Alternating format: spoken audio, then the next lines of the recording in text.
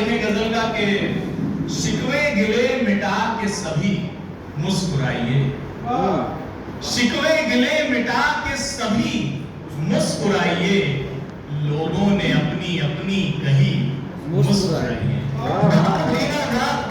शिकवे गिले मिटा के सभी मुस्कुराइए, लोगों ने अपनी अपनी कही मुस्कुराइए। और शेर देखें, चित्रगुप्त परिषद का प्रोग्राम है और यहाँ सभी लेखनी से जुड़े लोग हैं और मैं समझता हूँ ये शेर उनसे बेहतर कोई नहीं समझेगा कि शिकवे गिले मिटा के सभी मुस्कुराइए, लोगों ने अपनी अपनी कही मुस्कुराइए, कुछ आंकड़ों का खेल नहीं जिंदगी कोई। क्या बात है राकेश भैया।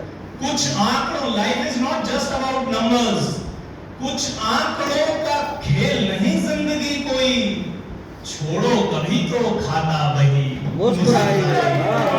बहुत बढ़िया। बहुत बढ़िया भैया।